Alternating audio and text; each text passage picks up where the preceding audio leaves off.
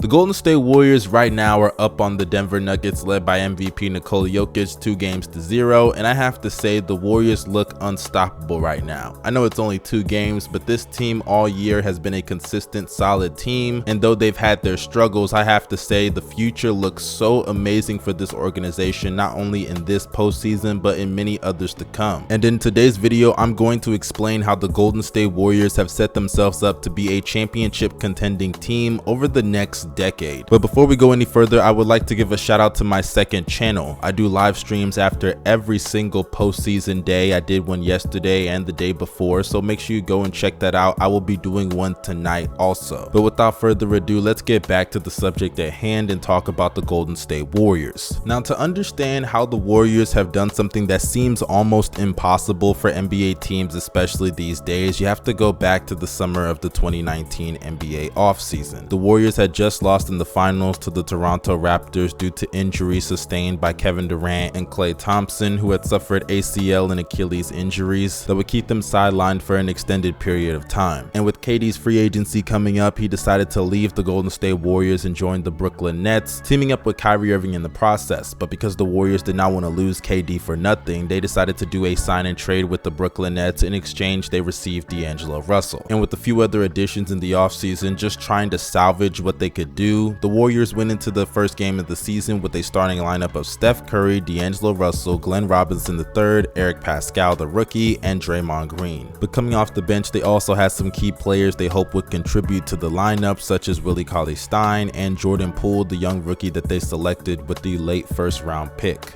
Yeah, I know you see some names on here, but that's not that good of a team. And after starting off the season 1-3, including a couple of blowouts to the Clippers and the Oklahoma City Thunder, the Warriors really couldn't catch a break as Steph Curry would break his hand against the Phoenix Suns, with Aaron Baines landing right on top of it. And just like that, any hopes of the Warriors making the playoffs, or I guess at that point the play-in, it was all over. So essentially after that, the Warriors decided to run their offense through D'Angelo Russell. He would put up solid numbers. They gave minutes to other young guys to develop, and it just didn't translate to that many wins. As on February 5th, they suffered a 129-88 blowout to the Brooklyn Nets. And mind you, this is a season that Kevin Durant was out with his Achilles injury and Kyrie Irving was out with his injury as well. But the next day, the Warriors decided to trade D'Angelo Russell to the Minnesota Timberwolves in exchange for Andrew Wiggins and a future first-round pick. And just like that, everything changed for the Warriors' future. As throughout the remainder of the season, though it didn't translate to that many wins, Wiggins' numbers were pretty promising, averaging 19 points, 5 rebounds, and 4 assists, along with a block and a half, a steal and a half, 46% from the field, 34% from 3. But the most promising thing about his play was his production on the defensive side of the ball. He moved his feet a lot better, showed a lot more effort consistently. He was a nice help defender, and with there being a hole at the wing position on the Warriors, it looked like he could be the missing piece for them in the future. But I will admit, even at the time, many people were skeptical of that trade. People thought that Minnesota just won it by a landslide because they got the better player, as D'Lo the previous year was coming off of an all-star season, while Andrew Wiggins was perceived as a bust in the NBA. But as the season progressed, despite the fact that Curry came back at the end of the year before the shutdown with the pandemic, the Warriors were still a bad team and were one of the worst teams in NBA history, to be quite honest with you, only winning 15 games out of 65 total. But thankfully in sports, we reward bad teams with high draft picks of incoming players to the league. And thankfully for the Warriors, as we know, they used the 2nd overall pick in the draft on James Wiseman. Now I know a lot of people kind of shit on James Wiseman now after a rookie season that was fairly disappointing, but at the time the pick did make sense. I mean, you could see a LaMelo Ball on the Warriors. He could have fit with Steph and Klay offensively, but it was very clear that they needed a force down low, as the Western Conference was pretty stacked with big men at the time. Players like Karl Anthony Towns, Rudy Gobert, Anthony Davis, Nikola Jokic, 3 out of those 4 players I named were coming off of being top 5 bigs in the NBA, and that's just the bigs in their conference alone. That doesn't exclude if they go to the finals and meet up with guys like Giannis or Joel Embiid. The small ball thing was only going to work for so long, or at least that was the idea at the time that they drafted James Wiseman. But unfortunately, even before James Wiseman's rookie year, the 2020 NBA season, Klay Thompson would go down with another leg injury, an Achilles injury to be exact, which would halt the Warriors' process of of trying to recreate the dynasty. As last year, the Warriors had a really solid season considering the expectations. Andrew Wiggins was one of the better defenders at his position, playing the best defense of his entire career. He was a borderline all-defensive team player. Draymond Green was doing Draymond Green type of things on both sides of the ball, whether it was his playmaking or effort on the defensive side of the ball. But the one thing very eye-opening about the season was the growth in Jordan Poole. Poole was coming off of a very tough rookie season where he was essentially a two-way liability, but in his sophomore season, even though he wasn't creating his own shot consistently, he showed flashes of being able to do that one day, especially in the last month of the season, as he would record multiple 30 and 20 point performances, averaging nearly 18 points on 49, 36, and 87 shooting splits. On top of the production of Poole and Andrew Wiggins, Steph Curry arguably had his best season this year, as he would lead the league in scoring with 32 points a game, 6 assists and nearly 6 rebounds, shooting 48% from the field, 42% from 3, and 92% at the free throw line. His efficiency was so insane, he had a true shooting percentage of 65.5.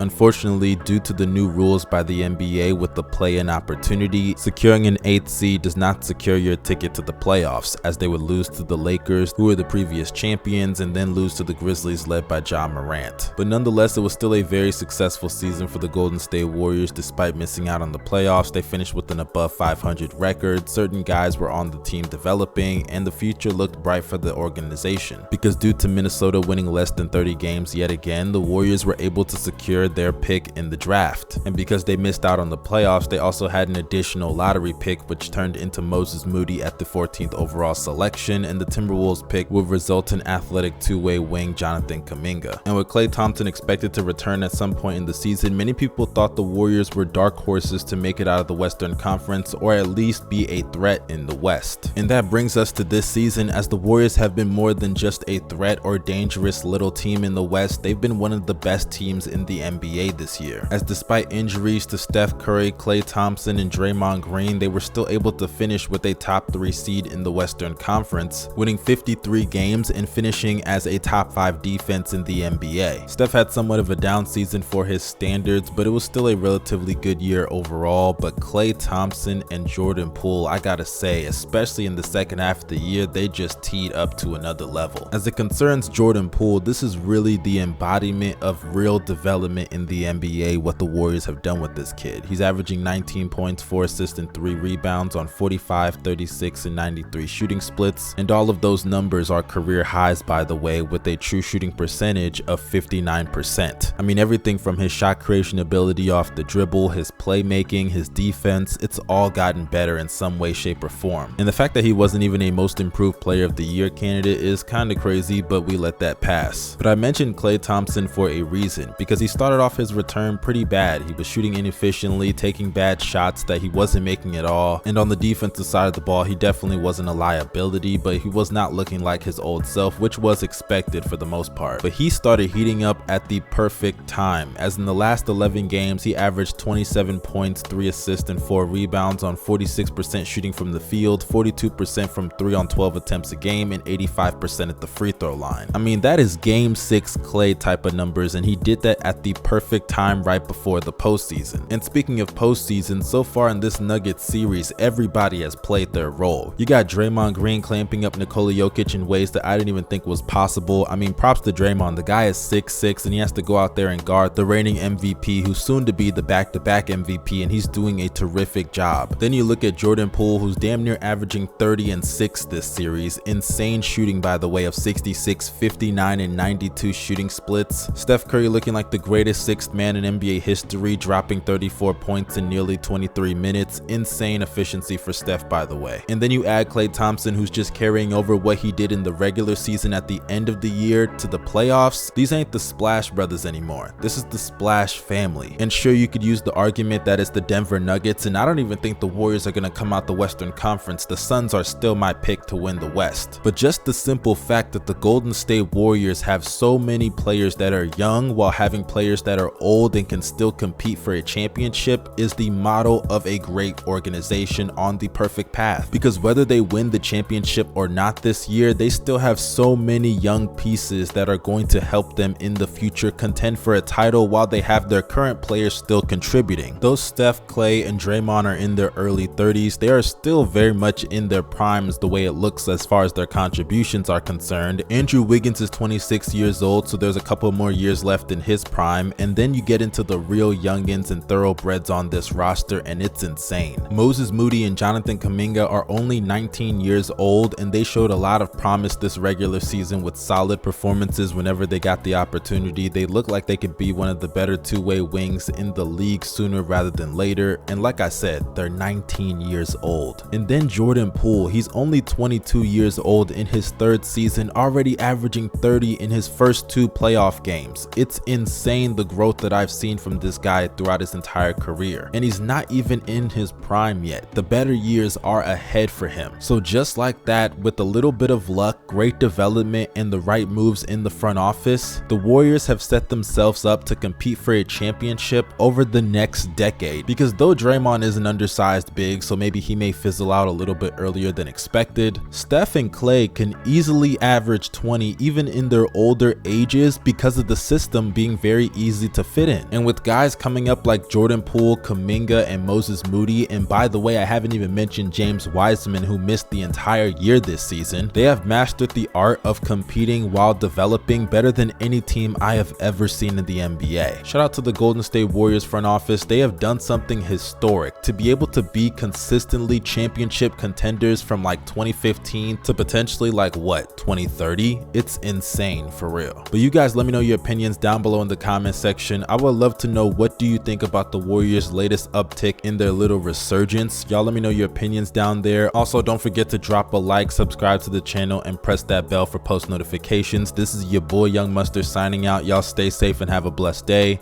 Peace.